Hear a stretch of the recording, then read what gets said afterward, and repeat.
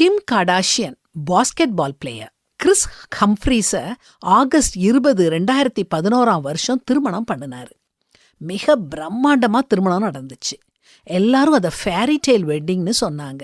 அவங்க 2 பேரும் ஒவ்வொரு ஃபோட்டோவுக்கும் கொடுத்த போஸ் என்ன, சிரிப்புகள் என்ன சொல்லி முடியாது.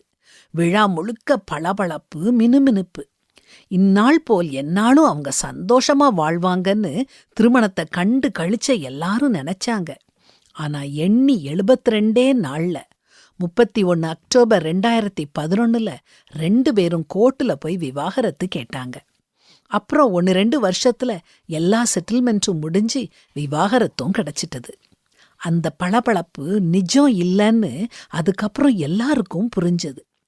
இது நமக்கு ஒரு நினைவூட்டலா இருக்கட்டும். நிஜம் வேறு, நிழல் வேறு. யதார்த்தம் வேறு, கற்பனை வேறு. இதை நம்ம நல்லா புரிஞ்சுக்கிடணும்.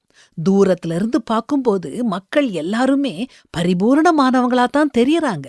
இன்ஸ்டாகிராம்ல, வாட்ஸ்அப் டிபியில், சோஷியல் மீடியாவில் அவங்க போஸ்ட் பண்ற போட்டோஸ்ல எல்லாரும் பர்ஃபெக்டா இருக்காங்க. அவங்க வாழ்க்கையில சந்தோஷம் பொங்கி வழிறது மாதிரி தோணுது. ஆனா அவங்களோட நம்ம நெருக்கமா பழகும்போது தான் விரிசல்கள் தெரிய ஆரம்பிக்குது. நிஜம் என்னைக்குமே பளபளப்பா இருக்கிறது இல்லை. யதார்த்தம் சிக்கலானது, குழப்பமானது. ஆனா இந்த உலகம் மாயையத்தான் கொண்டாடுது, ஹைலைட் ரீலத்தான் விரும்புது. ஆனா கடவுள் போட்டோவுக்கு பின்னால நாம மறைச்சுக்கிட்டு இருக்கோம் நிஜத்தை தான் பார்க்கறாரு. அவருக்கு நம்முடைய உண்மையான பிம்பம் தான் பிடிக்கும். போலியான சிரிப்புகளை பார்த்து அவர் ஏமாந்துற மாட்டாரு. அவர் நம்மை முழுமையா பார்க்கறாரு. மனுஷன் முகத்தை பார்ப்பான், கர்த்தரோ இருதயத்தை பார்க்கிறார்னு தேவன் சொல்றாரு. அவர்கிட்ட நாம இல்லாததை இருக்கிற மாதிரி கஷ்டப்பட்டு காட்ட வேண்டாம்.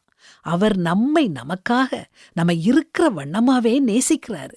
அவருடைய நேசம் ஒரு காலும் மங்காது. அப்படிங்கிறது நமக்கு எவ்வளவு ஆறுதலை தருது இல்லையா?